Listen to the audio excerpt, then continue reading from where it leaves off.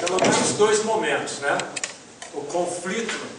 Vocês acham que aquela primeira parte era uma comunicação harmoniosa, compassiva? A primeira parte, a questão dos limões, né?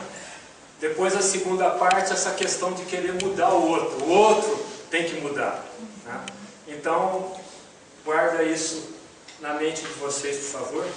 Então, o que nós vamos falar aqui sobre a comunicação não violenta. Aqui está meu e-mail, porque eu tirei algumas cópias, mas eu estou vendo que não vai dar para todos.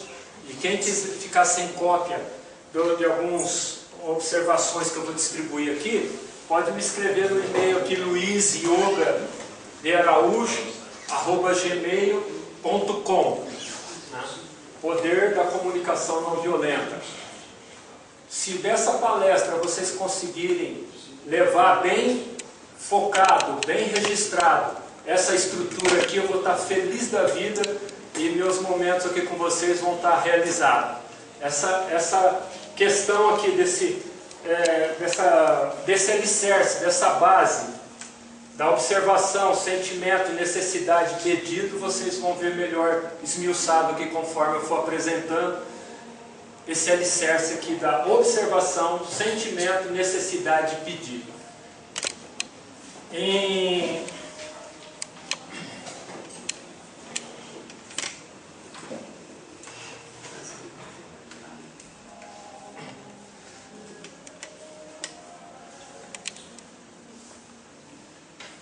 Encontramos uma situação extremamente conflitante no filme Separados pelo Casamento, que nasce do problema com a comunicação vista no nosso dia a dia, no nosso relacionamento com o próximo, nos conflitos entre casais, pais e filhos, amigos, patrões, empregados, com discípulos, porque falamos tanto em fraternidade, amor e paz e vivemos em constante conflito, desarmonia, ódio. Em novembro de 2006 fiz um curso chamado Comunicação Não Violenta. Quem não conhece esse livro aqui, Comunicação Não Violenta, de Marshall Rosenberg, é a Bíblia da comunicação não violenta. Esse livro é fantástico para quem tem interesse em melhorar a sua comunicação, se conectar com o outro, se você quer ter uma comunicação compassiva, que supra a sua necessidade e a do outro, sem entrar em conflito. Todos nós temos um tesouro no nosso coração, e na hora que a gente quer compartilhar com o outro, pasmem, nós o magoamos, nós o ofendemos. Pô, droga, o que está acontecendo? Você estuda, pratica, medita, e na hora que você vai compartilhar com o outro, você acaba ofendendo, magoando. O que está acontecendo? E eu vim observando muito isso, e quando eu tive uma oportunidade em Ribeirão Preto, uma amiga me convidou para essa palestra, Comunicação Não Violenta, eu estava assim, muito cansado de tanto evento, palestra, e ela falou: Luiz, pelo pouco que eu te conheço, você vai ficar encantado com essa palestra. Eu falei: tá bom, vamos arrumar um tempo e vamos. E fiquei encantado. Então existe um tripé na minha vida hoje: teosofia, o yoga e a comunicação não violenta. Para quem não sabe, eu sou professor de yoga, né? Hatha Yoga, a gente pratica, vive Raja Yoga, né? Então nós temos esse tesouro no coração. Todos nós temos um tesouro no coração, e na hora de compartilhar com o outro, algumas vezes gera conflito, gera dor, né? E essa comunicação não violenta, ela foi organizada por Marshall Rosenberg, o autor desse livro que eu estou indicando para vocês, Comunicação Não Violenta. Marshall Rosenberg, um judeu norte-americano, que a família se mudou lá para Chicago, quando ele era criança, e nos primeiros dias da escola, quando ele foi feita a chamada, os amiguinhos viram que ele era judeu, na saída deram um pau nele. Apanhou por causa do nome, judeu, né? E aí ele cresceu com interesse em saber por que as pessoas têm esses conflitos, né? Esses ódios raciais. E como vocês puderam observar no início aqui, não sei se alguém estranhou, alguém está adormecido e não percebeu a girafa aqui, né? Como nós estamos tanto adormecidos, né? E precisamos despertar da Matrix, né? Tem essa girafinha aí.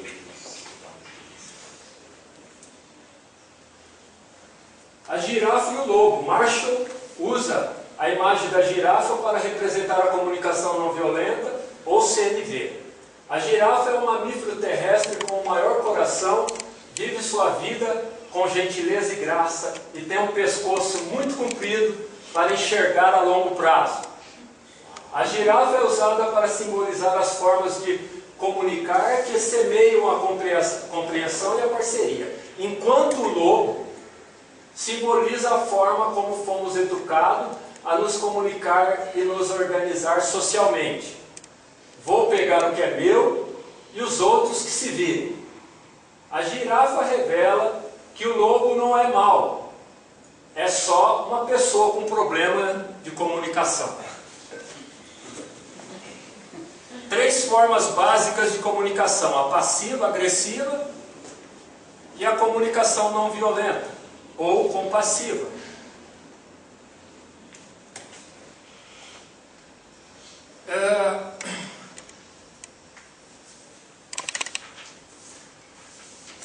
Podemos observar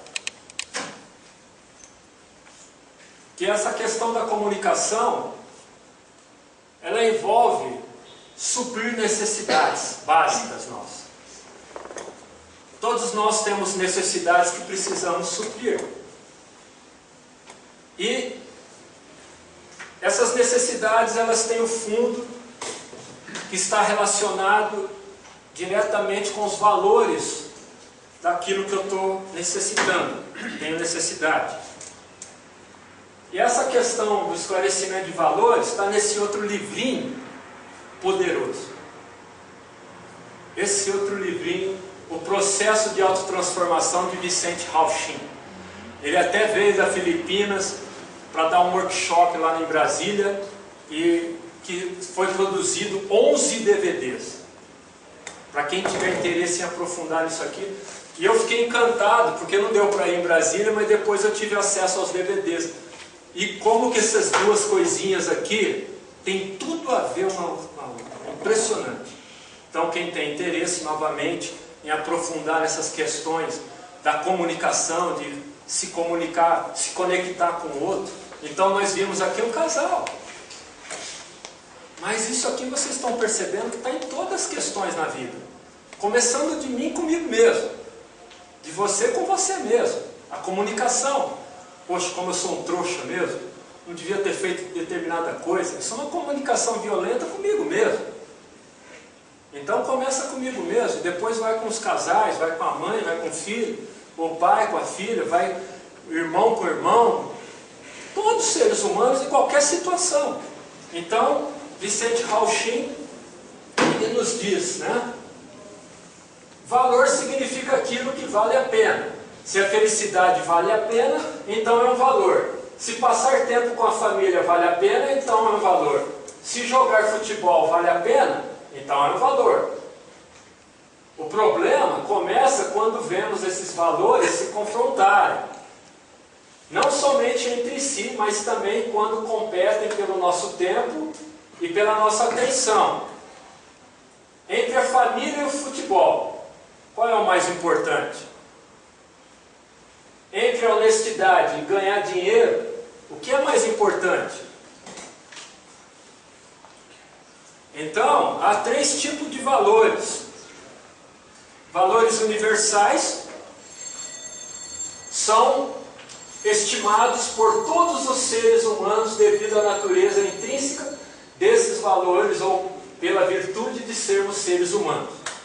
Os valores universais são compartilhados por todos os seres humanos, independente de nacionalidade, cultura, idade. Exemplos de valores universais: a verdade, a felicidade, o amor, a justiça. Valores culturais. Os valores culturais são dependentes das normas sociais, das crenças religiosas de outras situações ambientais das pessoas. Assim, numa sociedade na qual a taxa de homens em relação às mulheres é de apenas 1 para 10, a poligamia pode ser legal e ética. Se ocorrer o inverso, a poliandria pode ser o costume legal e ético. Em alguns países, o divórcio é permitido, em outros é pecado. Os valores culturais podem efetivamente exercer influência excessiva ou até mesmo opressiva em qualquer decisão que viermos a tomar com o objetivo de aderirmos aos valores universais. Valores pessoais. Os valores pessoais são valiosos para um indivíduo particular e diferem de pessoas para pessoa. Assim, algumas pessoas passam mais tempo pintando, enquanto outras podem dar mais valor em comprar e vender. Os valores pessoais são grandemente subjetivos, não sendo éticos nem antiéticos, exceto quando vão de encontro a um dos grandes valores universais. Esse senso de ação antiética não surge dos valores culturais, mas se deve a um senso interior que temos de certo e errado, independente de nossa cultura. Assim, é importante explorar um modo de vida no qual os valores universais estejam em harmonia com os nossos valores pessoais. Vou ler esse final novamente. Assim, é importante explorar um modo de vida no qual os valores universais estejam em harmonia com os nossos valores pessoais. Quais são os valores universais? Justiça, felicidade, amor, verdade. Né?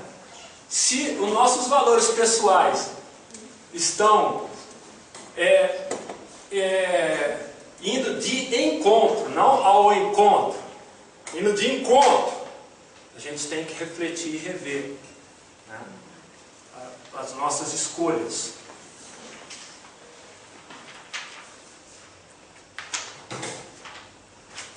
A escuta compassiva. Né? A gente fala em comunicação, a gente só pensa na hora de falar, de se expressar, né? E muitas vezes a gente esquece da escutatória, né? Saber escutar compassivamente. Ouvimos com a intenção de concordar ou discordar, ou predispostos à argumentação. Não ouvimos com o propósito de descobrir. Alguém já está desconfiado dessa linguagem aqui? Quem usa essa linguagem? Se escuto o que você está dizendo, que talvez seja algo novo, diferente, com a mente já entrincheirada numa certa ideologia, numa certa experiência, num conhecimento específico, poderá a minha mente escutar de fato? Tendes de escutar com a totalidade do vosso ser, sem esforço algum, sem luta, e com a intenção de compreender, de explorar, de descobrir, de achar realmente a verdade ou a falsidade. Krishnamurti. Quando a conversa é difícil ou tensa, escutar é mostrar que entendemos, se torna ainda mais importante. Então, como é que você consegue ouvir alguém olhando no relógio, que você tem um compromisso, você sai correndo? Né? Então, a comunicação tem esses dois aspectos, de quem fala e de quem escuta. A mente entrincheirada, né? Alguém vem falar para você sobre um assunto aí qualquer, né? de amor, de felicidade, mas você já tem N conceitos na cabeça. Aí a pessoa vem falar para você de felicidade, que a felicidade é incrível, você ter um terreninho, poder morar nesse local, né? Então seria, e aí você já enquanto você está ouvindo, você está falando isso, a pessoa está voltando para a pré-história. Essa pessoa já está refletindo, não está nem ouvindo o que o outro está falando.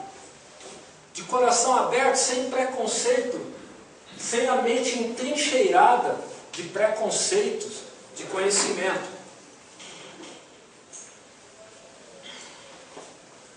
Eu vou falar rápido, é um resumo. Isso aqui, em 1 hora, é complicado você passar de maneira adequada. Então, é um cartão de visita para que você possa despertar no coração de vocês e vocês buscarem. Como eu estou à disposição pelo e-mail, depois tem o telefone se precisar, em dar mais material para vocês, né?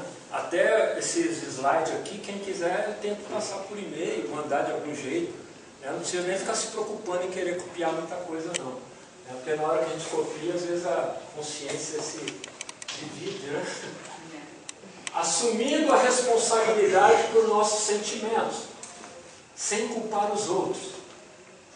Eu não sei se vocês observaram, a gente quando não está desperto para essas questões, a gente às vezes não percebe. Mas de ontem para hoje, eu não sei se vocês conseguiram observar quantas vezes se falou em culpa. De culpar o outro, de culpa, né? Então, a comunicação não violenta, a CNV, aumenta a nossa consciência de que o que os outros dizem e fazem pode ser um estímulo, mas nunca a causa dos nossos sentimentos. Com ela, vemos que nossos sentimentos resultam de como escolhemos receber o outro, o que os outros dizem ou fazem, bem como de nossa necessidade e expectativa específicas naquele momento. E outra coisa, a comunicação, como vocês sabem, mas a gente só reforça mesmo, não é só a pessoa falando e ouvindo.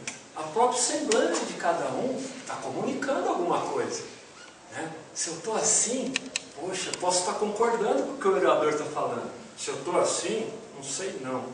Estou comunicando também. Se eu estou assim, eu pouco me importo, né? Estou pescando. É uma comunicação. É uma comunicação. E eu não sei quem aqui teve a oportunidade de assistir Lie to Me. Engane-me se puder, na TV a cabo. É o seriado, Lie to Me. Nas locadoras tem, Engana-me se puder. Paul Elfman é um cientista que pesquisou durante não sei quantos anos a comunicação das microexpressões faciais. Então, você está conversando com alguém, Serginho? Você que pegou a bala que estava aqui na mesa? Serginho, não foi eu não, mas tem microexpressões faciais que vão denunciá-lo que foi ele sim.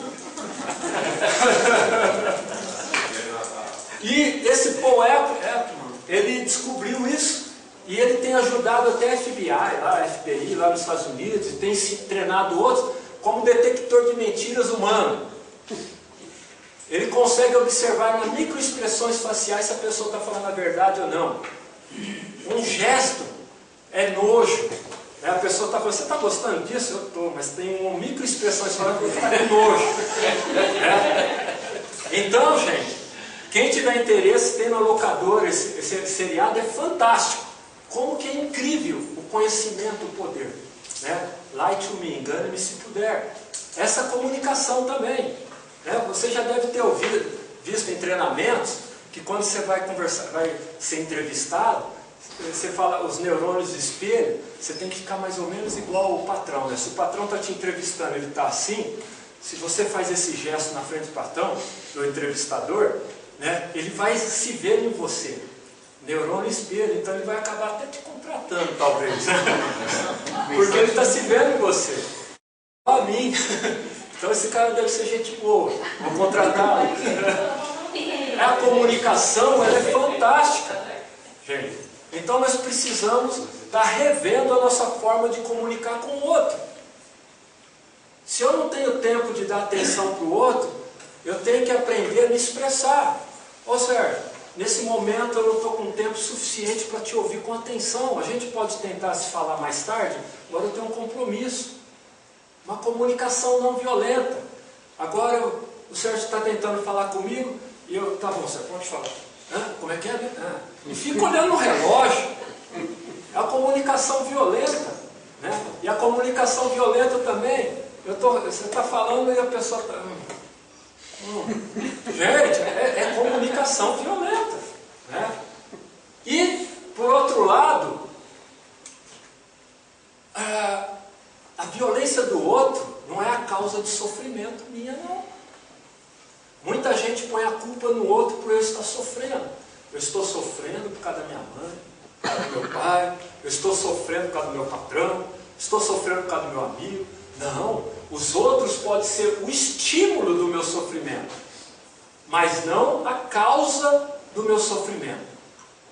Ninguém pode tirar a nossa paz, só se você permitir. Esse carinha aqui todo mundo conhece? Não? Se não conhece, vale a pena conhecer. Thich Nhat Hanh.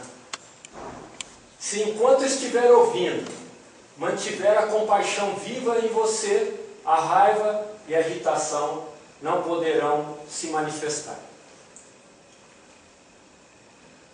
E aqui vem a historinha, não sei se todos conhecem, do samurai.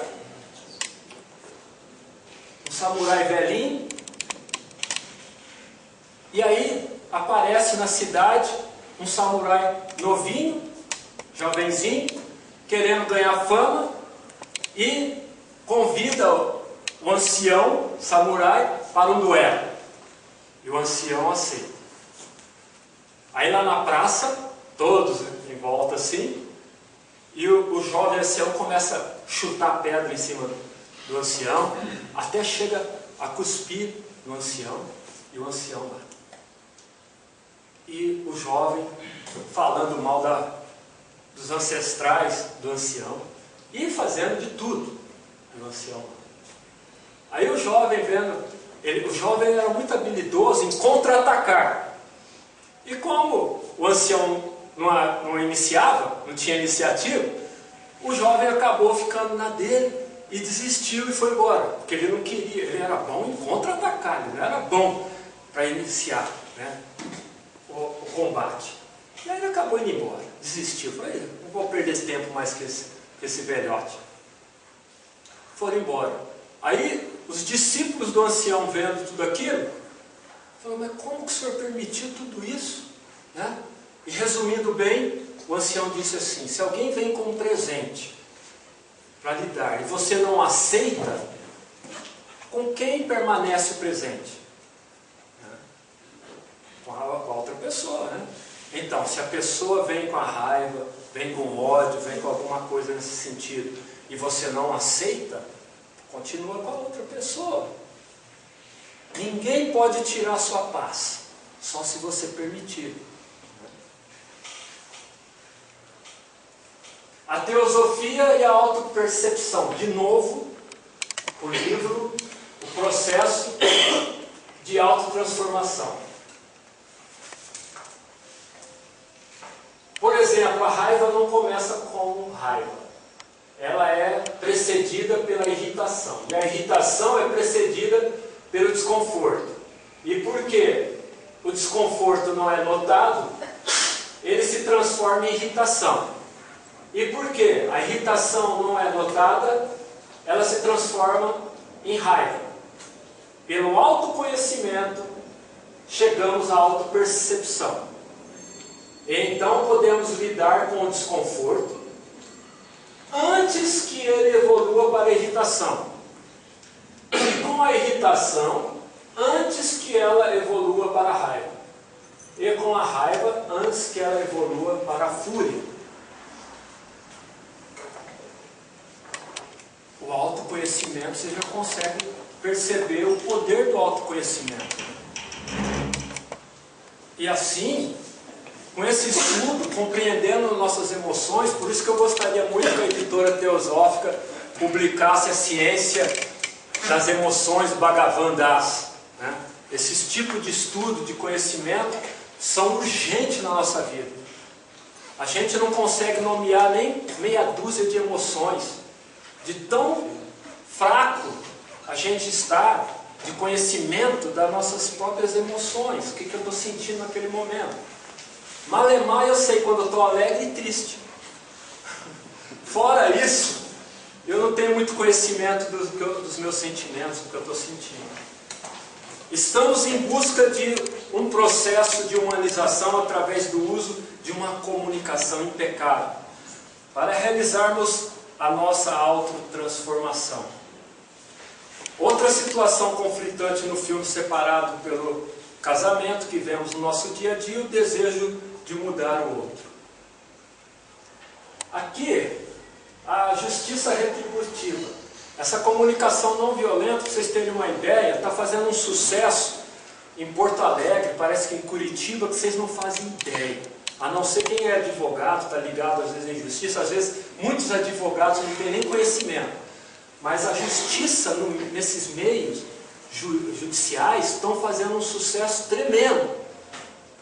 De acordo com Marshall Rosenberg, o conflito surge quando a educação está focada na ideia de que existem pessoas certas e pessoas erradas, pessoas boas e más.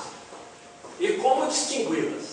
Esse tipo de aprendizado é que tem contribuído para o surgimento dos conflitos, porque gera um modelo de justiça retributiva, ou seja, um padrão de comportamento em que a pessoa vai ser julgada de acordo com aquilo que merece. Cria-se uma comunicação em que os dois lados envolvidos no conflito falam através de uma linguagem de acusação, dizendo que alguém merece ser punido para aprender a agir de outra maneira. Desta forma, a essência do conflito está basicamente na violência pelo não atendimento das necessidades humanas fundamentais. São as estratégias que são boas ou más. Ataque os problemas, não as pessoas. E eu tenho a necessidade de silêncio. Chega a noite, estou cansado, quero dormir. Mas só que o meu vizinho está ouvindo um rock pauleiro e eu não vou conseguir dormir. Aí nós vimos no início 3 tipos de comportamento, né? Ou passivo, ou agressão, ou vou ser passivo, vou engolir saco, vou pôr algodão no ouvido e tentar ficar na minha, ou compassivo, a comunicação não violenta, de você buscar a justiça e dialogar com a pessoa. Meu amigo, já são 11 horas da noite, eu estou observando que você está com um som bem alto, e aqui tem as regras, as leis do condomínio, que é até às 10 horas. Eu estou com muito sono, muito cansado, preciso acordar amanhã 4h30, 5 horas para trabalhar. Você poderia baixar um pouquinho o volume, por gentileza? Isso que eu falei é a estrutura desse diálogo aqui. Primeiro eu observei fatos, eu não estou julgando. Comunicação não violenta, vocês vão ver que não tem julgamento. Eu observei fato. Aí, sentimento meu sentimento de indignação, eu observei fora, depois observei dentro de mim. Depois, qual é a minha necessidade? Necessidade de silêncio. Aí eu vou fazer o pedido, estou ali, pedido. Eu vou fazer o pedido. E tem que ser um pedido, não uma ordem e nem uma exigência, senão é comunicação violenta. Eu vou fazer um pedido, ele pode falar, estou nem aí com você. Porque a pessoa ela não está vivendo na comunicação não violenta, ela pode estar dizendo, me responder. Se eu fico irritado, se eu fico nervoso, se eu quero ser violento, acabou a minha comunicação não violenta. Aí deixa de ser um pedido e se torna uma ordem ou uma exigência. Então o outro pode negar o seu pedido. E se você está pensando que está fazendo um pedido e depois que a pessoa negou, se você disser ficar irritado, é porque não era um pedido que você estava fazendo, você estava tentando colocar uma ordem ou uma exigência. Aí você tem que buscar exercitar a compaixão, a tolerância, para evitar o conflito, algo pior. Né?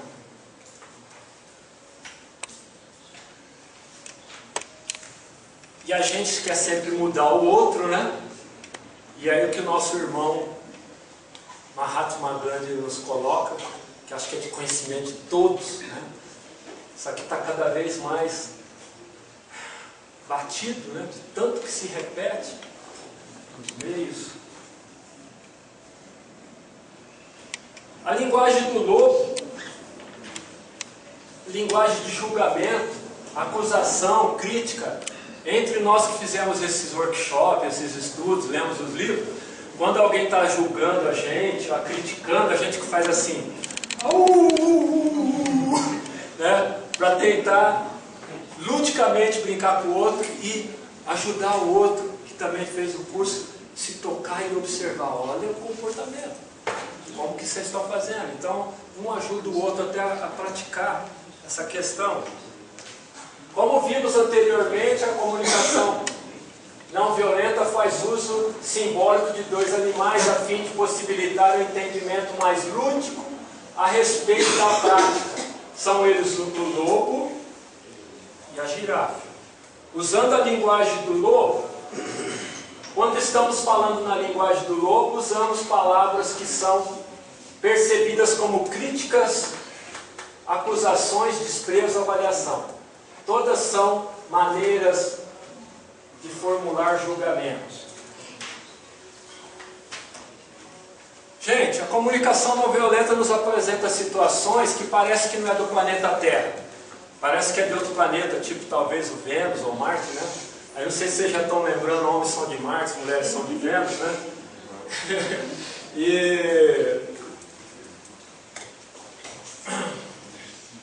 E assim, vou seguir mais um pouquinho aqui. E aí eu já vou ler um outro exemplo aqui. Vamos ter uma ideia aqui já da linguagem da girafa.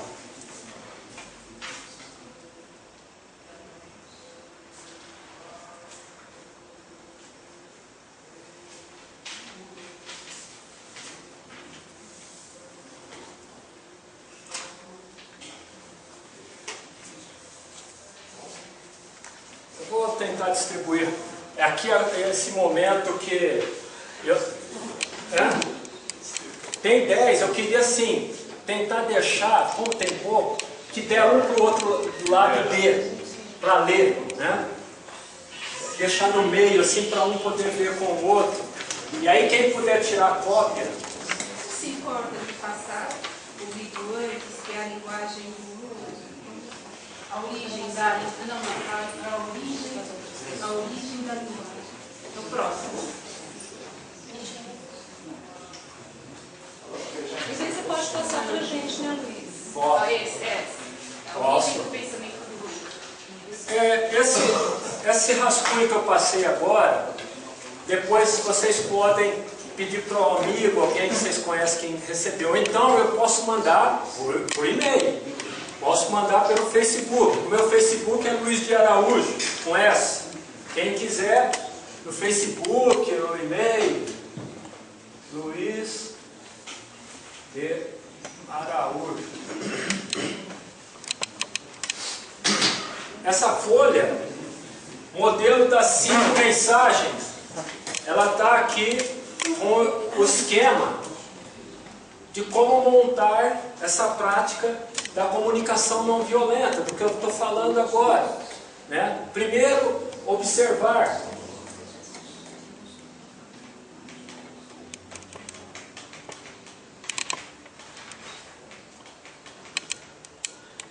Estou voltando? Está voltando.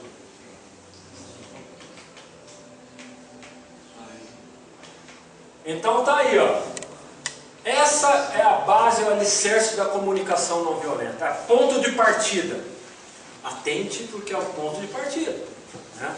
Por onde você pode começar essa comunicação não violenta, essa comunicação compassiva. A observação não é julgamento. Porque julgamento é quando você fala assim: ô Luciana, você não quis me convidar para o almoço, por quê? Né? Você devia ter me convidado, estava aguardando. Poxa, como que você não é legal? Eu nem vi o que aconteceu para ela não me convidar, estou julgando. Mas não, Se eu observo, Luciana, quando eu vi que você saiu para almoçar e acabou me esquecendo, não me convidando, é fatos que eu estou falando, né? Se eu falo, você acabou me esquecendo, já estou julgando de novo. Olha como é que é sutil.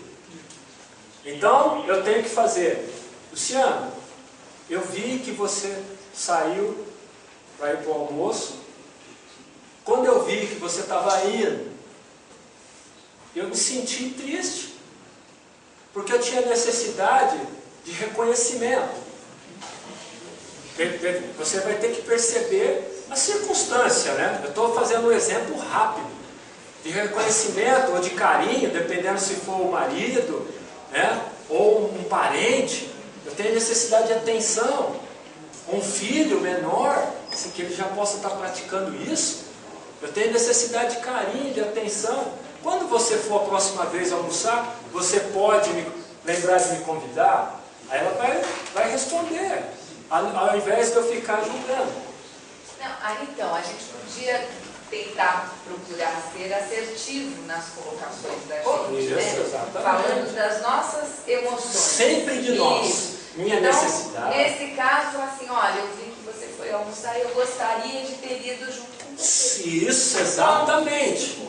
Exatamente. Comunicação compassiva. Nunca julgando o outro. Nossa, que amiga que você é, que amigo. Vai almoçar, nem convida os amigos, né? Então, essa comunicação. E atrás dessa folha que vocês receberam, tem a lista de necessidades. Para ajudar a saber quais são as minhas necessidades que eu tenho para satisfazer, né? Eu tenho a lista das minhas necessidades. É bom no casamento, o pessoal bota isso assim já. A letra é maior, né? A letra tem que ser pequena na cabeça. Quando estamos falando da linguagem das girafas, falamos de observação dos sentimentos que estão acontecendo dentro de nós, das nossas profundas necessidades humanas, e fazemos pedidos claros para a obtenção de um bem-estar. Estamos cientes daquilo que está vivo em nós, ao invés daquilo que está errado no outro. Observação, minha observação atual das ações concretas que estão contribuindo para ou diminuindo o meu bem-estar. Observando o que está acontecendo. E na comunicação não violenta tenta falar, se alguém te ofendeu, alguma questão assim, no máximo até no dia seguinte. Você começar a deixar o negócio de passar um mês, 6 meses, um ano. Falar, você lembra, dia 22 de outubro de 2012 que você me fez tal coisa? A comunicação violenta. Agora você falar, olha, ontem eu observei que você teve esse comportamento, aconteceu assim, assim, assado, eu me senti assim, assim, assado, e eu tenho a necessidade de ordem, de organização. Da próxima vez você pode deixar a sala, o ambiente organizado, para o bem-estar de todos nós, né? A pessoa vai responder depois. Então aí você vai aprender a estar lidando com essa linguagem para manter o bem-estar, suprir a necessidade de ambos.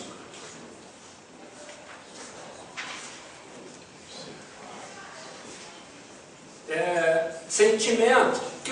Você observa fora, depois você observa dentro. Depois que você observou fora, você falou. Como estou me sentindo em relação ao que estou observando? Estou me sentindo irritado. Necessito que a sala fique organizada. Quais as necessidades, os valores, os desejos subjacentes que criam esse sentimento do que estamos precisando. Aí tem os valores que vocês viram agora mesmo, universais, culturais e pessoais. Se eu caso com uma pessoa, e eu gosto do Michael Jackson, eu quero colocar um quadro do Michael Jackson na sala. Uma estátua do Michael Jackson. Mas a minha esposa não gosta do Michael Jackson. E aí, como é que faz? Né? Vamos seguindo, vocês terem uma ideia. E aí tem os pedidos.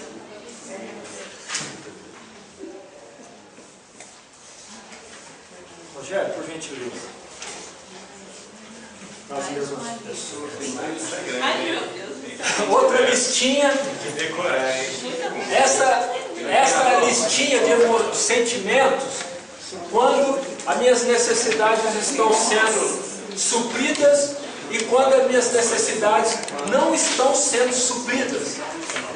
Ao invés daqueles sentimentos básicos que eu tenho, né, que eu não consigo identificar todos. E lembrando, né, depois eu posso mandar essa lista também por e-mail ou pelo Facebook.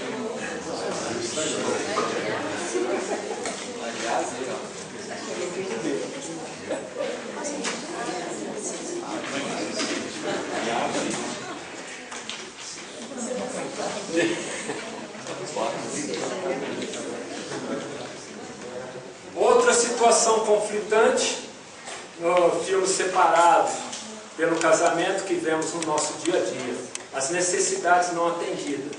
Se não valorizamos nossas necessidades, o outro também pode não valorizar. A tarefa mais difícil para a Susan foi aprender a pedir. A pedir o que queria. Ela me disse, esse aqui é do livro Homens são de Marte, Mulheres são de Vênus. Aqui é o John Gray falando, né? Ela me disse, por que tenho que pedir depois de tudo que eu fiz por ele? Eu expliquei que responsabilizá-lo por saber o que ela quer não era somente real, mas grande parte do problema.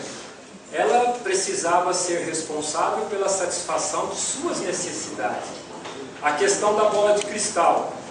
Então, aqui é do livro Homens são de Marte, Mulheres são de Vênus, aí está a página. Esse livro, para quem não conhece, é fantástico para ajudar no relacionamento humano também. Então, essa questão aqui de a gente pensar que o outro tem que adivinhar minhas necessidades, isso é irreal também. Então, eu preciso aprender a pedir. E a gente, quando pede, a gente acaba caindo meio numa estrutura de vulnerabilidade. Então, quando eu falo nessa linguagem, eu estou me sentindo triste, comentando meus sentimentos, eu entro num aspecto de vulnerabilidade. Quando eu não me exponho, eu estou construindo essas trincheiras. O que acontece quando uma pessoa me magoa? Eu começo a construir um muro em volta de mim, deixo uma frestinha para me defender. Né? Então eu fico invulnerável, eu procuro me proteger. E quando eu me torno invulnerável, fica difícil eu me conectar com o outro e dialogar espontaneamente, ser autêntico, que a gente no yoga fala muito, procurar ser autêntico e espontâneo. A maioria de nós somos hipócritas, a maioria de nós somos falsos. Nós criamos uma imagem do Luiz, professor de yoga, o Bambam, e vou tentar defender essa imagem minha e quero evitar que qualquer um arranhe, risque essa imagem que eu construí de mim mesmo. Então eu fico invulnerável. Dificilmente você vai se conectar com essa pessoa ou com qualquer outra que esteja nessa condição. Último papel. Eu tentar me relacionar com as pessoas e fazer cada vez mais, aumentar meu círculo de amizade, para aumentar a possibilidade de conhecer uma pessoa do sexo oposto, que eu possa ter um relacionamento sério, que possa ter uma estratégia que não force, não entre em questões de convivência que você possa observar mais tarde, que vai agredir uma forma de conduta. Né? Aí vai da questão de valores, de vocês observarem e refletir essas questões do valor universal, do valor cultural e do valor pessoal. Então, por exemplo, aqui, ó, quando você vai fazer o pedido, embaixo ali de tudo, você poderia abrir a janela, você pede para outra pessoa. Hoje em dia, a nossa comunicação está assim, VC, pode, não escreve mais. Não sei se vocês já viram na internet principalmente, mas está abreviando tudo. Daqui uns dias vai ter uns códigos lá que você vai ter pessoas que de outra geração vão precisar de um dicionário para entender o que está escrito ali. Porque está resumindo. A gente está querendo mais tempo para não fazer nada. Mas não fazer nada de maneiras, às vezes, que a gente tem observado mal aproveitadas. Né? E a comunicação não violenta fala isso, que a gente tem que resgatar. Você poderia abrir a janela? Nem quer dizer nada para outra pessoa. Eu quero um copo d'água. Eu queria um copo d'água. Mas olha a comunicação não violenta diz, resgatando como que deveria ser o nosso diálogo. Está tão abafado aqui. Será que você poderia abrir a janela para refrescar um pouco? Essa é a comunicação não violenta. E o livro explica mais em detalhes por quê. Não é tão simples assim o que está por trás. Estou com muita sede, você poderia me arrumar um copo d'água? Ao invés de puramente, você pode me arrumar um copo d'água? E a gente já começa a construir que o outro tem que desconfiar do que está acontecendo. Talvez aquela pessoa quer você poderia me arrumar um copo d'água, talvez a pessoa não estava nem com sede, quer pôr uma flor lá. Né? Então a comunicação ela precisa ser mais completa. Essa frase aqui, como o Heitor, o Rogério colocou, eu lembrei quando ele terminou, que eu lembrei dessa frase minha também, nos finalmente aqui, que é uma frase que eu meditei muitos meses também, que é fantástica. Nós criticamos os outros por não nos darem o que temos medo de pedir. Nós criticamos os outros por não nos darem o que temos medo de pedir. Aqui foi distribuído esse. Depois tem um outro papel que foi distribuído para praticar melhor, dando dicas de como praticar melhor essa observação, sentimento. E para vocês terem uma ideia melhor dessa comunicação, como o filme, o DVD nos apresentou a questão desse casal, tem um outro exemplo aqui que eu me emocionei quando eu li pela primeira vez, que eu falei, poxa vida, como é lindo esse negócio. Como eu falei para vocês, parece coisa de outro planeta, nem parece do planeta Terra. Um exemplo, a esposa diz ao marido: que mania você tem de todas as noites assistir 3 jornais que passam na TV? A tradução, essa é a linguagem violenta dela, né? Que mania você tem de todas as noites assistir 3 jornais que passam na TV? A tradução que ela poderia dizer: tenho a necessidade de carinho e atenção, mas quando você opta em assistir jornais, me sinto só. Isso aqui é vulnerabilidade ou não? Isso é vulnerabilidade. Por que nós não fazemos isso? Com medo? Com medo de ser atacado num ponto nosso, talvez, que já está doendo. E olha que a gente tem que estar observando essas questões o tempo todo, para poder saber até que ponto nós queremos viver e ter a felicidade genuína, né? A educação da alma é a alma da educação. Se tivéssemos dinheiro, fundaríamos escolas que não produzissem candidatos alfabetizados à miséria. Deveríamos ensinar às crianças, acima de tudo, a autoconfiança, o amor por todos os homens, o altruísmo, a caridade mútua e, mais do que qualquer outra coisa, pensar e raciocinar por si mesmo. Normalmente nós não pensamos e raciocinamos por nós, porque a sociedade, a nossa cultura, os pais, como o Rogério acabou de falar agora mesmo, nós já nascemos pré-concebidos em todos os aspectos, né? Então eu sou corintiano porque eu já nasci assim. Né? Então, estou preconcebido. Né? Eu não tive essa oportunidade de pensar e raciocinar por mim mesmo.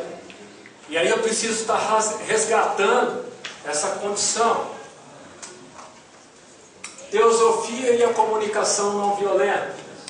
Que diante de todas as tribulações na vida, a teosofia e a comunicação não violenta seja um manancial de soluções para que se desenvolva dentro de cada um a verdadeira capacidade de se tornar um ser que transborde compaixão, paz e alegria, compartilhando assim o tesouro em nosso coração para enriquecer a vida de cada pessoa ao nosso redor.